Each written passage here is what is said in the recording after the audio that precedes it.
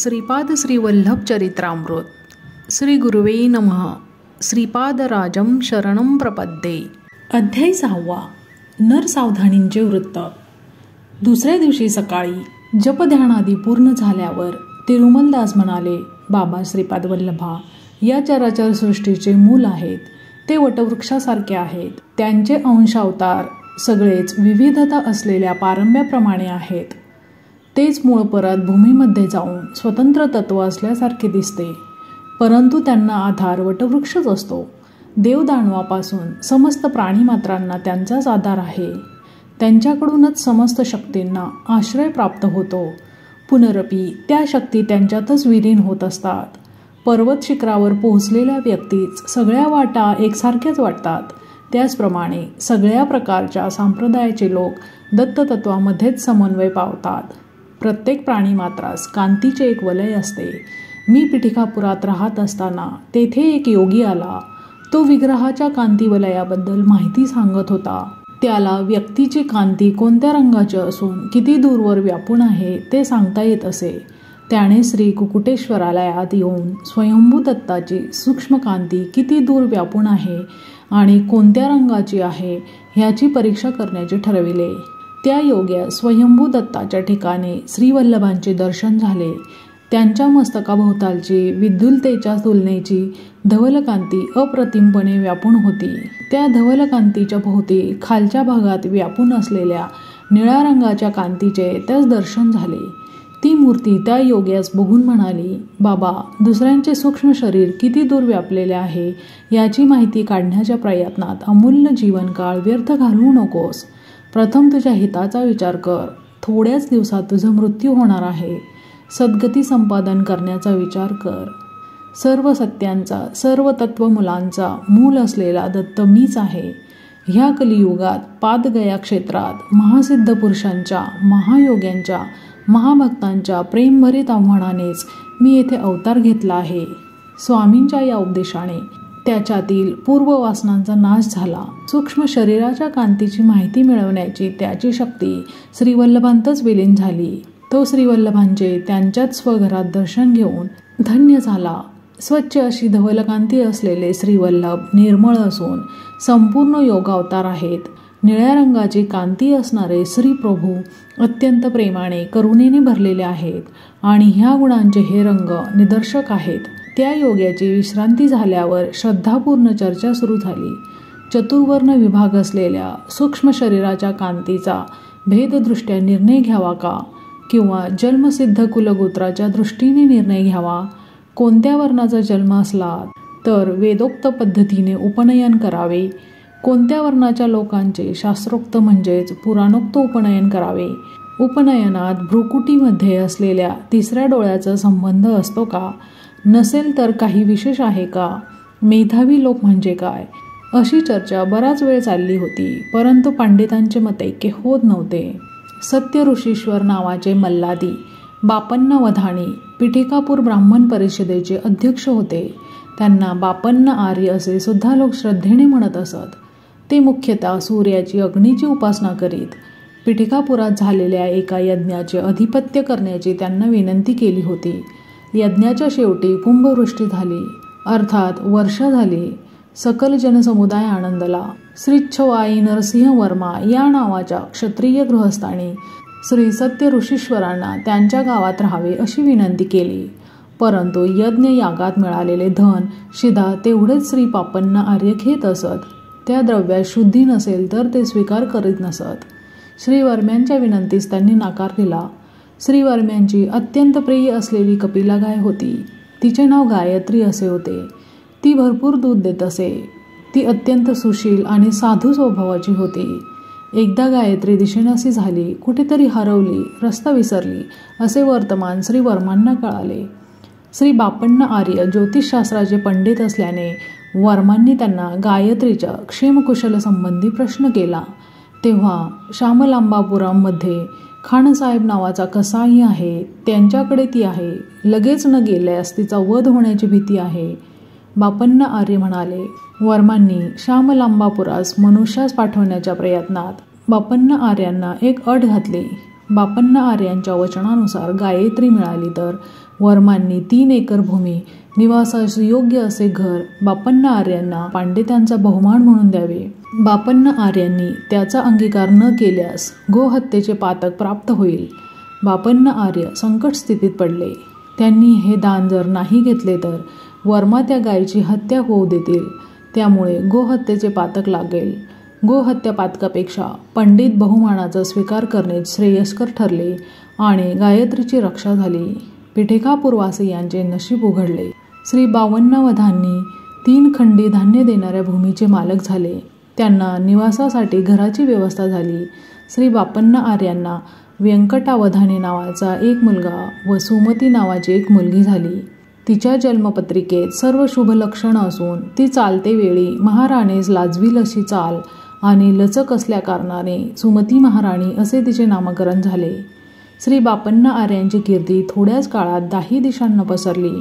Gandikota आडनावाचा, apple Lakshmi Narasimha Sharma नावाचा भारद्वाज गोत्री अपस्तंभ वैदिक शाखेचा एक बालक पिठिकापुरात आला. त्यांच्या घरी कालाग्निशमन नावाने ओळखली जाणारी दत्ताची मूर्ती होती. ती दत्तमूर्ती पूजेच्या वेळी स्पष्ट बोलत असे, आदेशसुद्धा देत असे.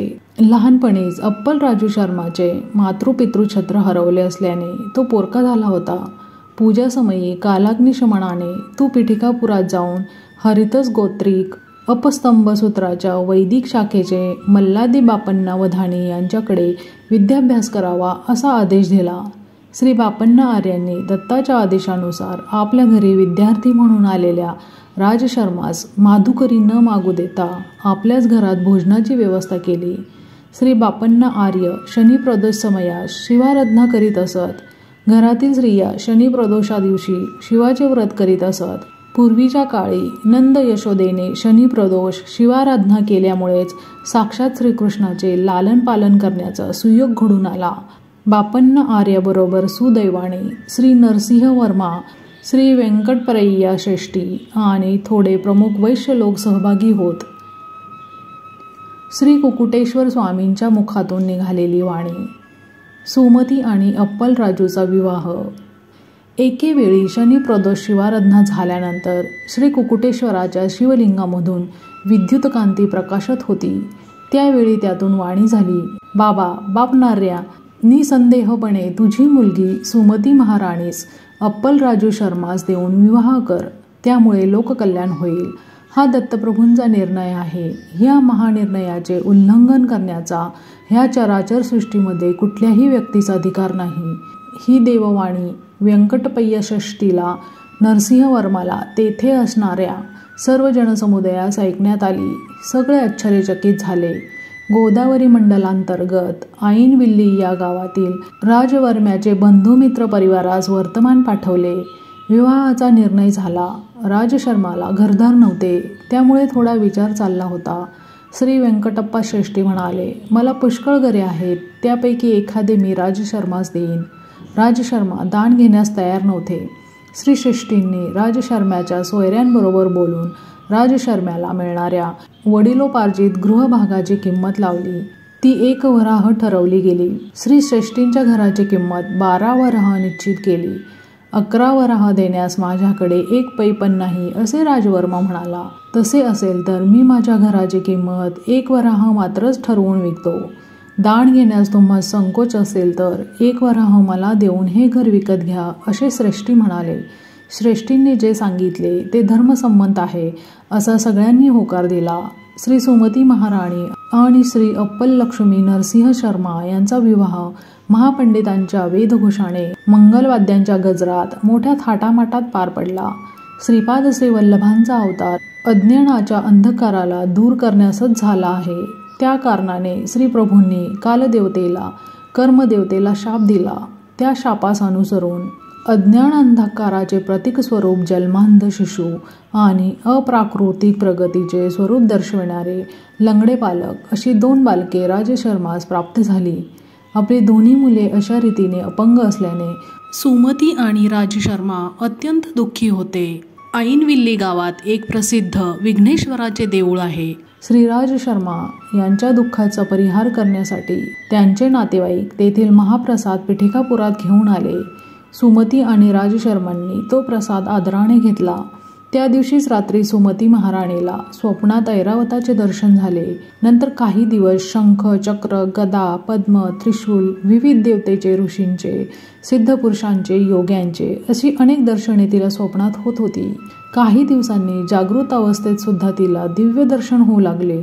डोळे झाकले की पडद्यावरील चित्रपटासारखे दिव्य कांतिमय तपसमाधीत मग्न असलेले योगी मुनी अद्भुत दर्शन देत. देवतांचे जन्म नक्षत्र आणि सुमतीच्या प्रसव समयाचे नक्षत्रात असलेला संबंध. सुमती महाराणीने आपल्या पित्यास दिव्य अनुभवाबद्दल सविस्तर सांगितले. ते म्हणाले, ही सर्व लक्षणे महापुरुषाच्या जननाचे शुभसूचक आहेत. सुमती महाराणीचे मामा श्रीधर पंडित म्हणाले, बाई सुमती, रवीचे जन्म नक्षत्र विशाखाचा आणि श्रीराम अवताराचा संबंध आहे. कृतिका हे चंद्राचे जन्म नक्षत्र आहे. ह्याचा आणि श्रीकृष्ण अवताराचा संबंध आहे. पूर्वाषाढ या नक्षत्रावर जन्मलेल्या अंगारकाचा श्री लक्ष्मी नरसिंह अवताराशी संबंध आहे. श्रवण नक्षत्रावर जन्मलेल्या बुधाचा बुद्धावताराशी संबंध आहे. पूर्वा फाल्गुनी नक्षत्रावर जन्मलेल्या गुरुचा विष्णू अंशाशी संबंध आहे. पुष्य नक्षत्रावर जन्मलेल्या शुक्राचा भार्गवरामाशी संबंध आहे. रेवती नक्षत्रावर जन्मलेल्या शनीचा कुर्मावताराबरोबर संबंध आहे. भरणी नक्षत्रावर जन्मलेल्या राहूचा वराह अवताराशी संबंध आहे. आश्लेषा नक्षत्रावर जन्मलेल्या केतूचा मत्स्यावताराशी संबंध आहे. तू मला प्रश्न केलेला समय दैवी रहस्याशी संबंधित आहे. कोट्यवधी ग्रहांना, नक्षत्रांना, ब्रह्मांडाच्या स्थितीगतीला निर्देश देणारे दत्तप्रभू जन्मास येतील असे मला निश्चित वाटते. दत्तप्रभू हे नित्य वैभव विभूती. आपले दिव्य अनुभव आणि श्रीधर पंडित यांचे मत सुमती महाराणीने राजशर्मास सांगितले. तेव्हा राजशर्मा म्हणाले, मी पूजा करते समयी कालाग्निशमन दत्तांना विचारतो. कालाग्निशमन दत्तात्रयांची पूजा होत असताना कोणत्याही माणसाने ती पाहू नये असा नियम आहे. पूजेनंतर दत्तप्रभू मानवाच्या रूपात समोर बसून बोलतात. नंतर परत त्या मूर्तीमध्ये विलीन होतात. हा रोजचा आमचा नियम आहे. सामान्य विषय किंवा स्वार्थभरित समस्या आम्ही दत्ताला निवेदन करीत नाही. त्या दिवशी पूजेसमयी दत्त महाराज प्रसन्न होते. पूजेनंतर ते मानवी रूपात समोर बसले आणि श्रीधरा या असे बोलवले. दत्तमूर्तीमधून एक रूप बाहेर पडले आणि त्यांच्यासमोर ध्यानस्थ बसले.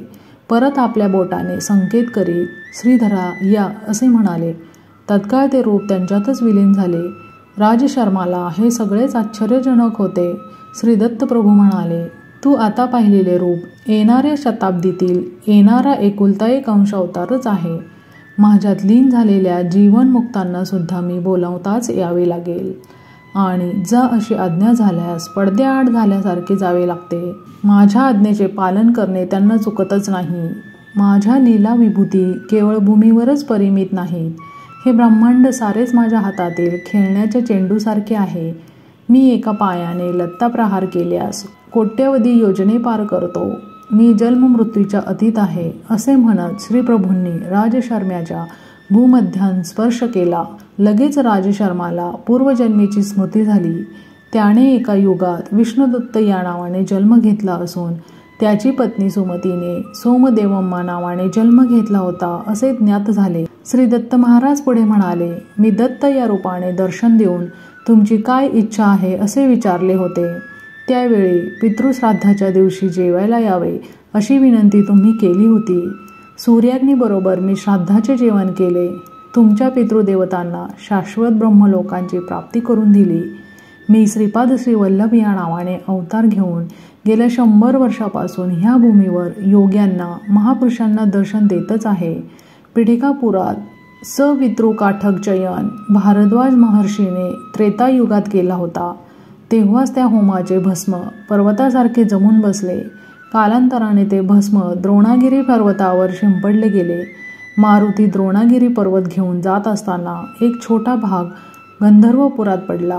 गंधर्वनगर भीमा, अमरजा पवित्र नद्यांचा संगम प्रदेश आहे. श्रीपाद श्री वल्लभांच्या अवतार समाप्तीनंतर मी मीन अंश मीन लग्नावर करंज नगरीत शुक्ल यजुर्वेदीय वाजसनेय माध्यंदिन शाखेत नृसिंह सरस्वती या नावाने जन्म घेऊन गंधर्व नगरात अनेक लीला करीन. श्रीशैल्यातील कर्दळीवनात 300 वर्ष तपोसमाधीनंतर स्वामी समर्थ ह्या नावाने प्रज्ञापुरात निवास करीन. जेव्हा शनी मीनेत प्रवेश करेल तेव्हा त्या शरीराचा त्याग करेन. दत्तप्रभूंचे वरील वक्तव्य राजशर्म्याने आपल्या धर्मपत्नी सांगितले. त्यावेळी सत्य ऋषीश्वर बापनार्य म्हणाले, बाबा राजशर्मा, तुझ्या पूर्वीच्या युगातील जन्मात श्री दत्तप्रभूंना, सूर्याला, अग्नीला श्राद्ध भोजन दिलेला तू पुण्यात्मा आहेस. ह्या जन्मात कोणत्याही रूपात दत्त महाराज भोजन द्या असे विचारतील. तो दिवस पितृश्राद्धाचा असला तरी कसलाही विचार न करता ब्राह्मण जेवायच्या अगोदर श्री दत्ताने भोजन विचारले तर जरूर वाढावे. बाई सुमती, ही गोष्ट लक्षात ठेव. बाबा शंकर भट्टा, दत्तप्रभूंच्या लीला अलौकिक आहेत. आत्तापर्यंत कधीही न ऐकलेल्या आणि अपूर्व आहेत. महालया अमावस्येचा दिवस होता. राजशर्मा पितृश्राद्धाच्या तयारीत होते. दारासमोर भवती भिक्षांदेही असा आवाज ऐकला आणि त्या अवधूताला सुमती महाराणीने भिक्षा घातली. काही मागणे माग असे म्हणणाऱ्या अवधूताला सुमती म्हणाली, बाबा, आपण अवधूत आहात. आपले वाक्य म्हणजे सिद्धवाक्यच आहे. श्रीपाद श्रीवल्लभांचा अवतार लवकरच या भूमीवर होईल असे विद्वान लोक सांगतात. दत्तप्रभू आता कोणत्या रूपात संचार करीत आहेत? या 100 वर्षापूर्वीपासून ह्या भूमीवर श्री दत्तप्रभू श्रीपाद श्रीवल्लभ या रूपाने फिरत आहेत असे ज्ञात होत आहे. आपण मला काहीतरी माग असे म्हटलेत. मला श्रीपाद श्रीवल्लभांचे रूप पाहण्याची फार तीव्र इच्छा आहे. श्रीपाद श्रीवल्लभांचा आविर्भाव हे शब्द ऐकून त्या अवधूताने भुवने दणाणून जाण्यासारखे, भूकंप आल्यासारखे विकट हास्य केले. सुमती महाराणीला तिच्या सभोवतीचे समस्त विश्व एका क्षणातच अदृश्य झाल्यासारखे वाटले. समोर 16 वर्षे वय असलेला सुंदर बालक यतीच्या रूपात प्रकट झाला आणि म्हणाला, आई, मीच श्रीपाद श्रीवल्लभ आहे, मीच दत्त आहे. अवधूतांच्या रूपात असताना श्रीवल्लभांचे रूप पाहण्याची इच्छा व्यक्त केलीस. ती इच्छा पूर्ण करण्यास तुला श्रीवल्लभांच्या रूपात दर्शन दिले. श्रीवल्लभांच्या रूपात असलेल्या मला कोणतेही मागणे मागू शकतेस. तू मला जेवू घालून तृप्त केलेस. जे मागशील ते वरदान द्यावे अशी इच्छा आहे.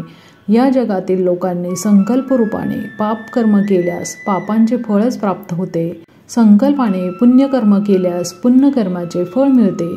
निष्काम कर्माचे आचरण केल्यास त्याला अकर्म म्हणतात. जे सुकर्मही नसते अथवा दुष्कर्मही नसते. अकर्मास पुण्य किंवा पाप असे कोणतेच फळ नाही, म्हणून दुसरेच फळ द्यावे लागते. ते भगवंताधीन असते. अर्जुनाने अकर्म केल्यामुळे श्रीकृष्णाने त्याला कौरवांना मारावयास सांगितले. तसे मारल्यास पाप लागणार नाही असे श्रीकृष्णाने अर्जुनास सांगितले होते. कौरवांचा संहार हा भगवंत निर्णयच होता. तुम्ही दंपतींनी मग विशेष असे अकर्म केले आहे, म्हणून लोकहितार्थाने काहीतरी प्रतिफळ दिले पाहिजे. निसंदेहाने तुझी इच्छा मला सांग, न चुकता मी ती पुरवीन. श्री दत्तांच्या दर्शनानंतर सुमती महाराणीला स्फुरलेला संकल्प. ती दिव्य मंगलमूर्ती पाहून सुमती महाराणीने पादाभिवंदन केले. श्रीवल्लभांनी सुमती महाराणीला उचलून उभे केले व म्हणाले, आई, मुलाच्या पाया पडणे हे अयोग्य आहे. याने मुलाचे आयुष्य क्षीण होते. तेव्हा सुमती म्हणाली, श्रीवल्लभ प्रभू, आई म्हणून बोलावलेत. आपले हे सिद्धवाक्य आहे, तेच बोल खरे करावे. तू माझा मुलगा म्हणून जन्मास यावे. यावर श्रीदत्त प्रभूंनी तथास्तु असा आशीर्वाद दिला व म्हणाले, मी श्रीपाद श्रीवल्लभ या रूपाने तुझ्या गर्भात येईन. आईने लेकरांच्या पायावर पडणे हे लेकराचे आयुष्य क्षीण होणेच होय. म्हणून मी धर्मकार्याच्या सूत्रांच्या उलट जात नाही. मी पुत्ररूपाने 16 वर्षापर्यंत जीवन व्यतीत करेन. त्यावर सुमती म्हणाली, केवढा हा अविचार, 16 वर्षांपर्यंतच आयुष्य असे म्हणून विलाप करू लागली. त्यावर श्रीचरणांनी सांगितले, आई, 16 वर्षापर्यंत तुम्ही सांगाल तसे ऐकून राहीन. प्राप्ते तू 16 वर्षे पुत्र मित्र वदाचरेत असे शास्त्रवचन आहे. 16 वर्षे वय असलेल्या मुलाबरोबर मित्रासारखेच वागले पाहिजे. आपल्या इच्छांचे दडपण त्याच्यावर आणू नये. मला लग्न करण्यासाठी बंधन घालू नये. मला यती होऊन स्वेच्छेने विहार करण्याची परवानगी द्यावी. माझ्या या संकल्पाच्या विरुद्ध तुम्ही बंधन घातले तर मी घरात राहणार नाही असे सांगून त्वरित दत्तप्रभू अदृश्य झाले. सुमती महाराणी अवाक झाली. तिला काहीच कळेनासे झाले. घडलेला सारा वृत्तांत तिने आपल्या पतीस विवरण करून सांगितला. तेवढ्यातच अप्पलराजू म्हणाले, सुमती, विचार करू नकोस. श्री दत्त महाराज या प्रकारे आपल्या घरी भिक्षेस येतील असा विषय तुझ्या वडिलांनी सूचना म्हणून अगोदर सांगून ठेवला होता. श्री दत्त हे करुणेचा महासागर आहेत. श्री वल्लभांचा जन्म होऊ दे, नंतर आपण विचार करू. अप्पलराजूच्या घरी अवधूत आले. ही वार्ता सगळ्या गावात पसरली. पितृदेवांची अत्यंत प्रमुख असलेली महालय अमावस्येच्या दिवशी ब्राह्मण जेवायच्या आधी अवधूतास भिक्षा दिली ह्या विषयाची चर्चा झाली. श्री बापण्णावधानी म्हणाले, श्रीपाद श्रीवल्लभांचा जन्म होणार हे सगळेच म्हणतात. अवधूतांना साष्टांग नमस्कार करणे विहितच आहे. त्यामध्ये सुमतीचा काहीच दोष नाही. पुत्ररूपाने जन्मल्यावर त्याला साष्टांग नमस्कार केल्यास बालकाचे आयुष्य क्षीण होते, परंतु अवधूत वेशात असताना साष्टांग नमस्कार करणे चूक नाही. या प्रसंगाने पिठिकापुरातील सर्व ब्राह्मणांची ईर्ष्या वाढली. विशेषत्वाने नरसावधानी या नावाच्या पंडितांची अमावस्येच्या दिवशी सगळेच पितृकार्यामध्ये निमग्न झालेले होते. भोक्त्याचा दुष्काळच होता. ही फार मोठी समस्याच पडली. श्री बापण्णार्यांनी अप्पलराजूच्या घरी मात्र निर्विघ्नपणे कार्य पार पडेल असे सांगितले. श्री राजशर्मा कालाग्निशमनांचे ध्यान करीत होते.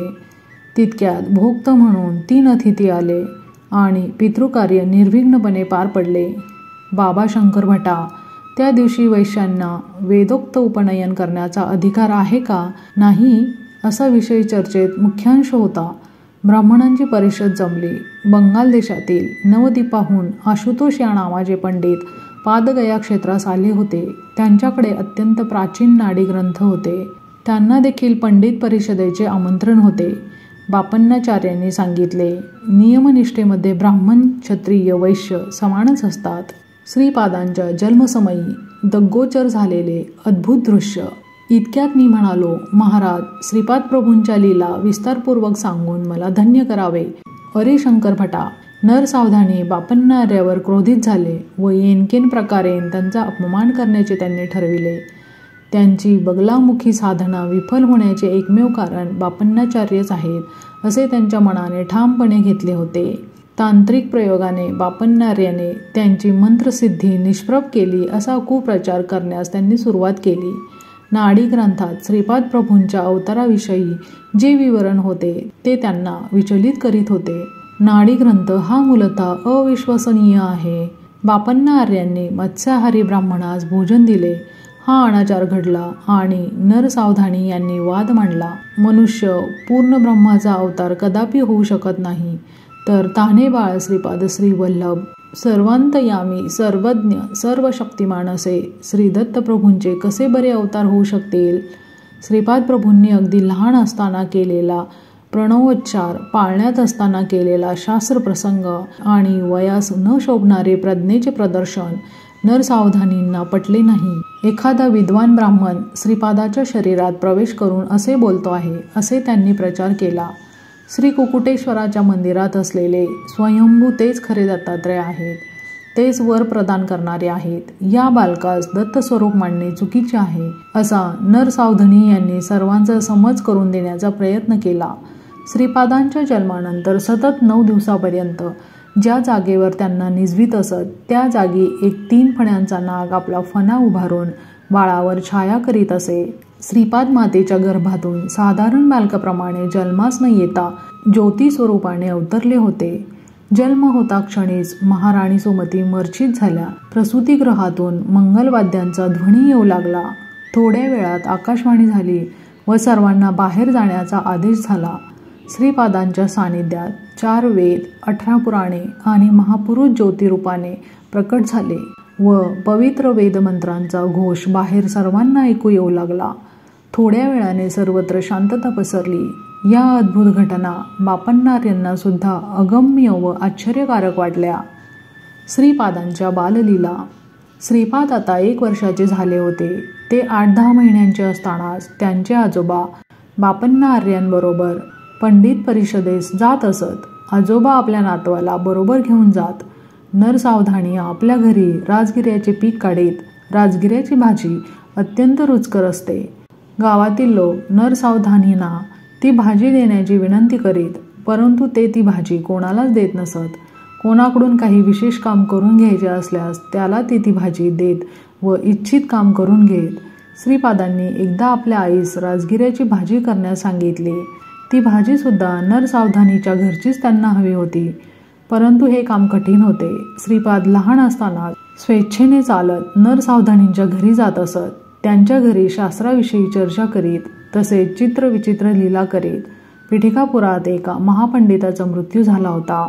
त्या पंडिताचा प्रेतात्मा श्रीपादाकडून विचित्र कार्य करवून घेत आहे. या बालकास योग्य ते उपचार न करता बापन्नाचार्य व राजशर्मा हे दोघे या बालकास दत्तावतारी समजत आहेत असे नरसावधानी सर्वांना सांगत. पिठिकापूर हे पादगया क्षेत्र असून पितृदेवतांचे प्रधान स्थान आहे. विगत आत्म्यांशी संपर्क साधून संभाषण करण्याचे सामर्थ्य असलेले तत्ववेत्ते येथे राहत असत.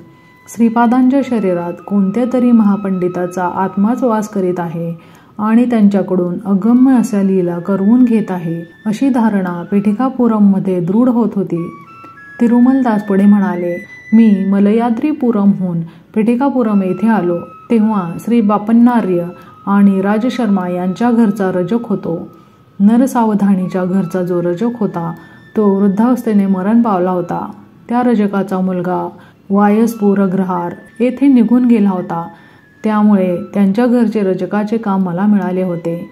मी लहानपणापासून बापन्नार्य लूच्या सहवासात असल्याने माझ्यातील सत्प्रवृत्ती जागृत झाली होती व अध्यात्माची ज्योत प्रज्वलित झाली होती.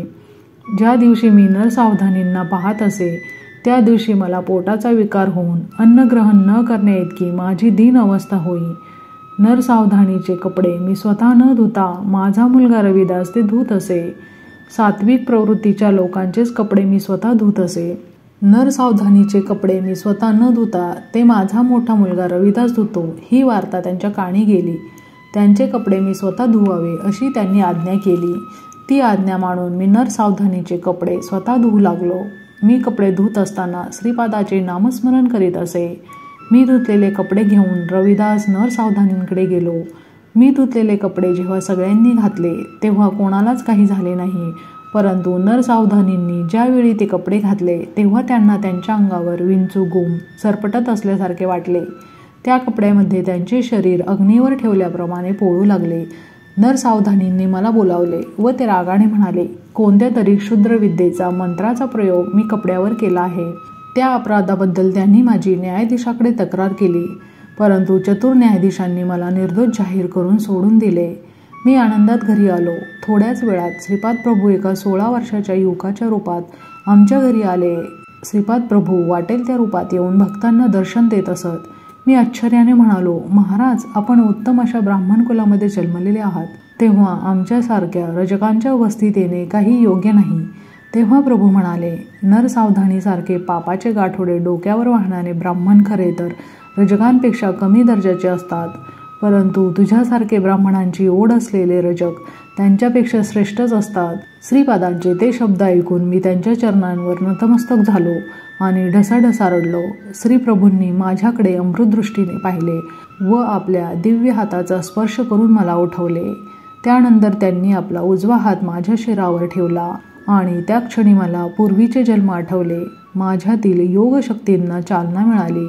कुंडलिनी शक्तीसुद्धा जागृत झाल्याचा अनुभव येऊ लागला. श्रीपाद प्रभू हळूहळू पावले टाकीत अंतर्धान पावले. श्रीपाद प्रभूंनी आपल्या आईजवळ राजगिऱ्याची भाजी करून देण्याचा हट्ट केला. त्यांना नरसावधानींच्या घरातीलच भाजी हवी होती. परंतु ती गोष्ट अशक्य वाटत होती. यावेळी बापन्नार्य म्हणाले, श्रीपादा, उद्या सकाळी मी तुला नरसावधानींच्या घरी घेऊन जातो. तू स्वतः त्यांना राजगिऱ्याची भाजी देण्याची विनंती कर. परंतु जर त्यांनी ती भाजी देण्यास नकार दिला तर त्या भाजीसाठी पुन्हा कधी हट्ट करू नकोस. दुसऱ्या दिवशी बापन्नार्य बालक श्रीपादाला घेऊन नरसावधानीकडे गेले. त्यांच्या घरी जाताच बापन्नार्य श्रीपादांना म्हणाले, श्रीपादा, मोठ्यांना नमस्कार करून त्यांचे आशीर्वाद घ्यावेत. नरसावधानी बाहेर ओसरीवर बसले होते. त्यांची लांब शिखा पाठीवर रुळत होती. ती नरसावधानींना अत्यंत प्रिय होती. श्रीपादांनी नरसावधानींकडे बघितले व दोन्ही हात जोडून त्यांना नमस्कार केला. श्रीपादांची तीक्ष्ण नजर नरसावधानींच्या पाठीवर विसवलेल्या शिखेवर पडली आणि काय आश्चर्य, ती आपोआप गळून खाली पडली. ती पाहून नरसावधानी अगदी गोंधळून गेले. यावेळी श्रीपाद म्हणाले, आजोबा. नरसावधानी आजोबांची अत्यंत प्रिय असलेली शिखा गळून पडली. आता त्यांच्याकडे राजगिऱ्याची भाजी मागणे योग्य होईल काय? चला आपण घरी जाऊ. श्रीपादांनी राजगिऱ्याची भाजी पुन्हा कधीही विचारली नाही. श्रीपादांच्या नमस्कारामुळे झालेले नुकसान नरसावधानींच्या लक्षात आले. ते ध्यानात बसले असता त्यांच्या शरीरातून त्यांच्यासारखेच दिसणारे एक तेजोवलय बाहेर पडले. नरसावधानींनी त्या तेजोवलयास विचारले, तू कोण? कोठे चाललास?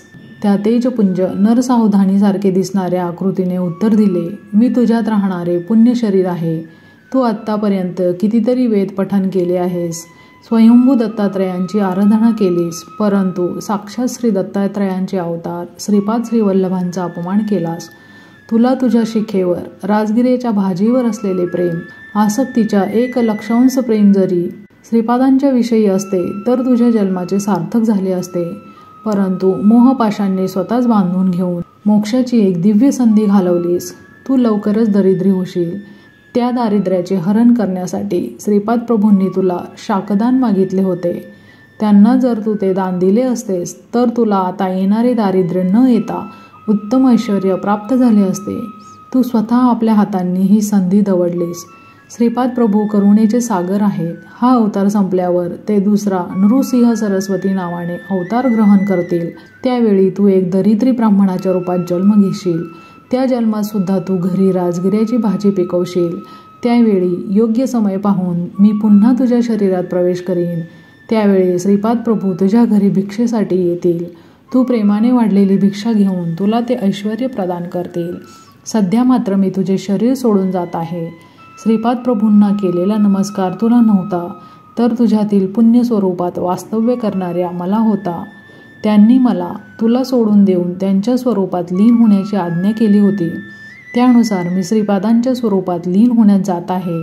आता तुझ्या शरीरात केवळ पाप पुरुषच उरला आहे. असे बोलून तो पुण्यात्मा श्रीपादांमध्ये विलीन झाला. कालांतराने नरसावधानींची प्रकृती क्षीण होत गेली. लोक त्यांच्या शब्दांचा निरादर करू लागले. त्यांच्या चेहऱ्यावर विलसणारे विद्वत्तेचे तेज लोप पावले. त्याचवेळी पिठेकापुरात विषूची म्हणजेच कॉलराची साथ पसरली.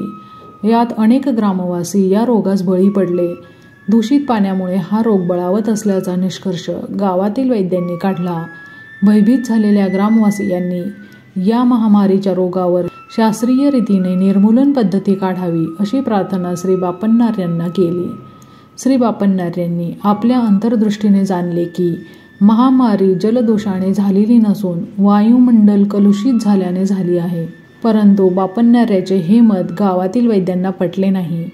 ग्रामस्थांनी ग्रामदेवतेचे पशुबली देऊन तांत्रिकाकडून विविध प्रकारच्या पूजा महामारीच्या निर्मूलनासाठी केल्या.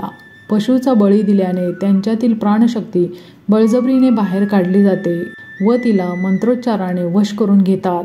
प्राणशक्तीस वृद्धिंगत करण्यासाठी योग्याच्या प्रक्रिया किंवा सात्विक आराधनेचा अवलंब करणे अधिक योग्य आहे असे श्री बापन्नार्यांचे मत होते. त्यांनी ग्रामवासियांना असे सुचवले, परंतु अंधश्रद्धेने त्यांनी पशुबळी देण्याचे थांबवले नाही.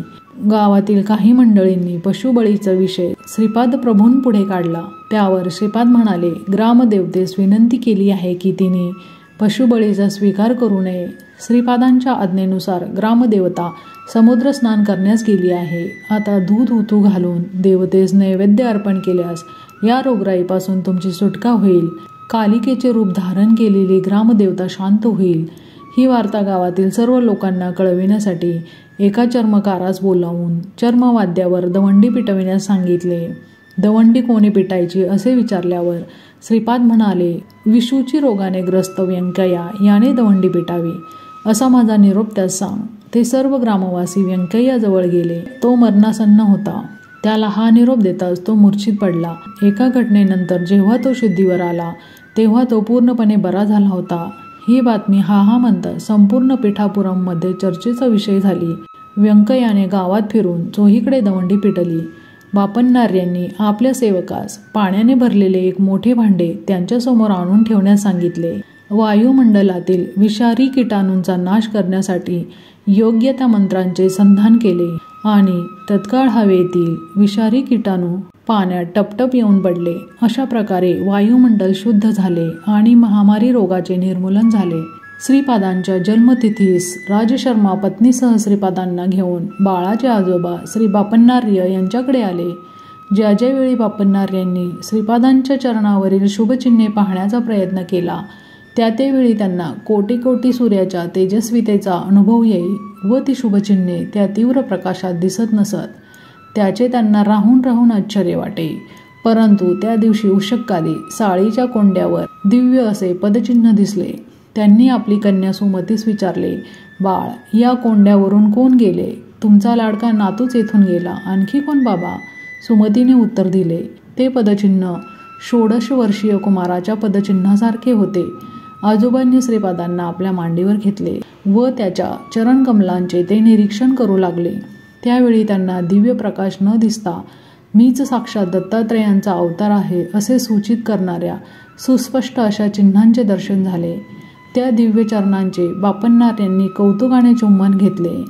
हा बालक श्री दत्तात्रेयाचा अवतार असल्याचा त्यांचा निर्धार दृढ झाला. त्याच वेळी त्यांच्या मुखातून श्री दत्ताच्या स्तुतीपरपद आपोआप निघाले. त्या दिव्य चरणांच्या दर्शनाने बापन्नाचार्यांच्या अंगी अष्टभाव सिद्ध झाले. त्यांच्या डोळ्यातून आनंदाश्रू वाहू लागले. ते श्रीपादांच्या गालावर ओघळले आणि मोत्याच्या बिंदूसारखे चमकत होते. आजोबांनी आपल्या उपरण्याने हळुवारपणे श्रीपादांच्या गालावरील ते थेंब पुसले. त्यावेळी श्रीपाद म्हणाले, आजोबा, तुम्ही सौरमंडलातून शक्तिपात करून ती शक्ती श्रीशैल्यस्थित श्री मल्लिकार्जुन शिवलिंगात आकर्षित केली होती. त्याचवेळी सूर्यमंडलातील ती शक्ती गोकर्ण महाबळेश्वरी व पादगया क्षेत्री स्थित असलेल्या स्वयंभू श्री दत्तात्रेयांच्या ठायीसुद्धा आकर्षित झाली. गोकर्ण महाबळेश्वर क्षेत्रास अधिक शक्ती संपन्न करण्याचा संकल्प आहे. प्राणीमात्रातून जे अनिष्ट स्पंदन बाहेर पडतात त्या स्पंदनांना माझ्यात लय पावून जे माझे साधक आश्रित आहेत त्यांच्या प्रती शुभ स्पंदनांचे प्रसारण व्हावे असा माझा संकल्प आहे. गोकर्ण महाबळेश्वर हे परमेश्वराचे आत्मलिंग आहे. त्याच्या केवळ दर्शनाने मुक्ती साध्य होते. तसेच श्रीशैल्याचे दर्शनाने सुद्धा मुक्तीचे फळ प्राप्त होते. येथील मल्लिकार्जुना शक्ती संपन्न करण्याचा संकल्प आहे. तुम्ही सत्य ऋषी आहात. मी यतीच्या रूपात होतो तेव्हा आईने मला नमस्कार केला. त्यामुळे मी अल्पायुषी होणार असे आपले मत होते. परंतु आईने मला श्रीपाद रूपात नमस्कार केला म्हणून मी अल्पायुषी होणार असे म्हणालो. तेव्हा आपल्या दोघांचेही म्हणणे खोटे होऊ नये म्हणून मी केवळ 16 वर्षेपर्यंत तुमच्या घरी राहण्याचे ठरविले आहे. संसार बंधनातून मुक्तीची इच्छा करणाऱ्या मुमुक्षांना अनुग्रह देण्याचे कार्य पुढे आहे. मी चिरंजीव असावे असा तुमचा संकल्प आहे. तो मी पूर्तीच नेईन. श्रीपाद श्रीवल्लभ हे स्वरूप गुप्त करेन. नृसिंह सरस्वती हा अवतार घेतला तरी श्रीपाद श्रीवल्लभ रूप हेच नित्य सत्य रूप म्हणून राहील. नृसिंह सरस्वतीचे अवतार कार्य पूर्ण करून श्रीशैल्यास असलेल्या कदलीवनात 300 वर्षपर्यंत तपश्चर्या करून प्रज्ञापूर येथे स्वामी समर्थ रूपात प्रकट होईन. तेथील वटवृक्षामध्ये माझी प्राणशक्ती प्रवेश करून मल्लिकार्जुन शिवलिंगात विलीन होईन. बापन्नाचार्यांना हे सगळे आश्चर्यकारक व अद्भुत असे वाटले. आजोबांच्या घरी पहिल्या वर्षीचा वाढदिवस अति आनंदात व थाटाने साजरा झाला. पिठिकापुरमला त्या दिवशी आणखी एक आश्चर्य घडले. नरसावधानी देवळाचे पुजारी आणि अजून काही मंडळी कुकुटेश्वराच्या मंदिरात दर्शनाला गेले असताना त्यांना तेथे स्वयंभू दत्तात्रेयांची मूर्ती दिसली नाही. मंदिरातील मूर्ती दिसेनाशी झाल्याची वार्ता गावात दावानलासारखी पसरली. नरसावधानींच्या विरुद्ध असलेला एक तांत्रिक मूर्ती अदृश्य होण्याचे कारण नरसावधानींचेच आहेत असे मोठ्या तावातावाने म्हणू लागला. नरसावधानी क्षुद्र विद्येचे उपासक आहेत. त्यांनीच मूर्ती अदृश्य केली असा प्रचार गावात करण्यास त्यांनी सुरुवात केली. पिठापुरमच्या ब्राह्मणांनी नरसावधानींच्या घराची झडती घेण्याचे ठरविले. ते ब्राह्मण श्री बापन्नार्यांना भेटले व झालेला प्रकार सांगितला. तेव्हा बापन्नार्य त्या ब्राह्मणास म्हणाले, सत्य प्रत्ययास येईपर्यंत मौन राहावे. योग्य वेळी या प्रश्नाचे समाधान होईल. नरसावधानींच्या घराची झडती घेऊन संशयित स्थळी खोदकाम केल्यावर तेथे मानव कपाल व क्षुद्र विद्येस उपयोगी पडणाऱ्या काही वस्तू सापडल्या. परंतु श्री दत्तात्रेयांची मूर्ती मात्र मिळाली नाही. श्री नरसावधानी मूर्तीच्या चोरीच्या आरोपापासून मुक्त झाले. परंतु ते क्षुद्र विद्येचे उपासक असल्याचे सिद्ध झाले. दिवसेंदिवस त्यांची प्रकृती क्षीण होत होती. त्यांच्याकडे एक वांज गाय होती. तिला बैलाप्रमाणे शेतीच्या कामासाठी वापरीत व वेळेवर दाणापाणी सुद्धा देत नसत. एके दिवशी नरसावधानींच्या विरुद्ध असलेल्या तांत्रिकाने त्या गायीच्या शरीरात क्षुधाशक्तीचे आवाहन केले. त्यामुळे त्या गायीने खुंटाचे बंधन तोडून टाकून ती घरात शिरली व घरच्या लोकांना शिंगाने मारू लागली.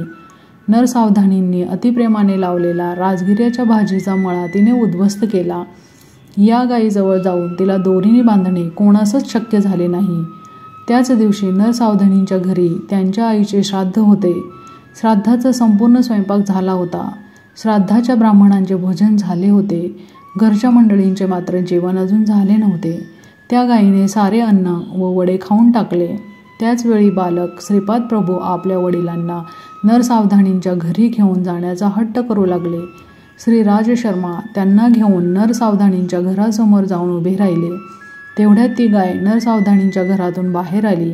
तिने अंगणात उभे असलेल्या श्रीपादांना 3 प्रदक्षिणा घातल्या व नंतर त्यांच्या चरणी नतमस्तक झाली व त्याच अवस्थेत गतप्राण झाली. या प्रसंगानंतर गावातील लोक अनेक मते व्यक्त करू लागले. गायीने खाल्लेल्या वड्यामध्ये विष होते व ते खाल्ल्याने गाय मरण पावली.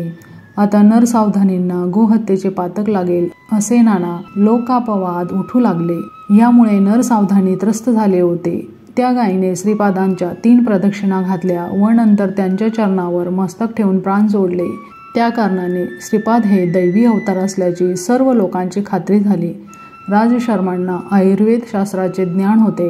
ते नरसावधानींच्या विनंतीनुसार त्यांना औषधोपचार करीत होते, परंतु त्यांच्या दुर्धर रोगावर औषधाचा काही परिणाम दिसून येत नव्हता.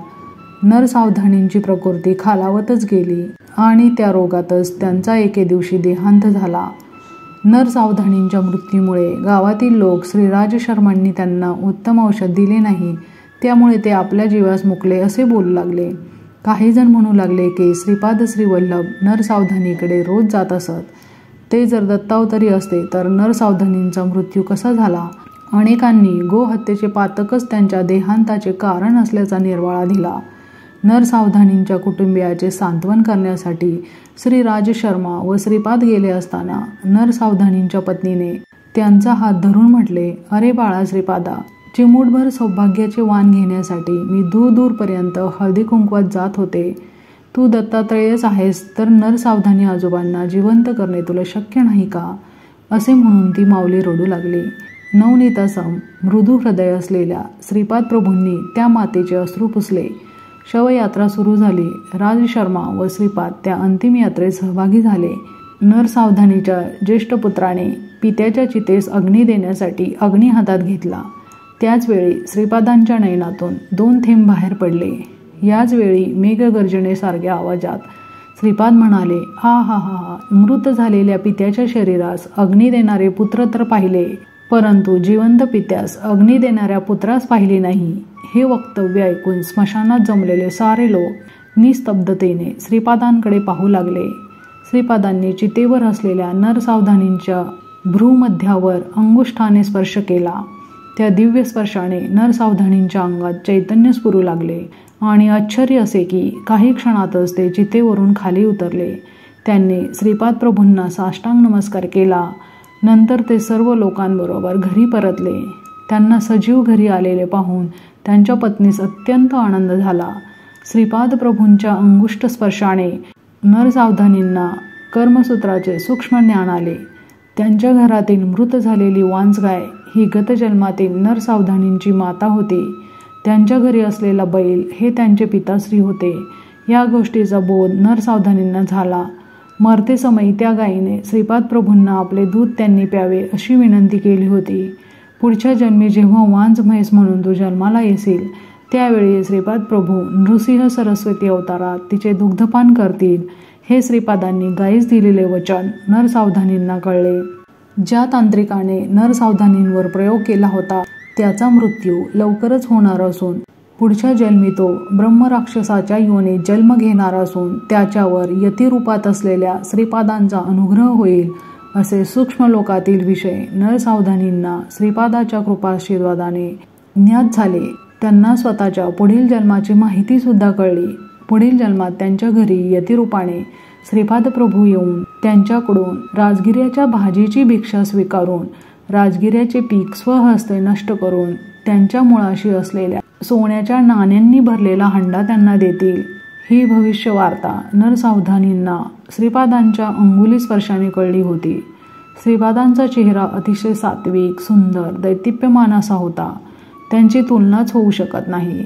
श्रीपाद प्रभूंनी नरसावधानी आणि त्यांच्या पत्नीस केलेला उपदेश, त्यांचा अनुग्रह केलेली विधाने मी उद्या तुला सांगेन. आता आपण त्यांचे स्मरण करीत भजनात रंगून जाऊया. ज्या ठिकाणी त्यांचे नामस्मरण, भजन, कीर्तन होते त्या ठिकाणी श्रीपाद प्रभू सूक्ष्म रूपाने संचरण करीत असतात, हे अक्षर सत्य आहे.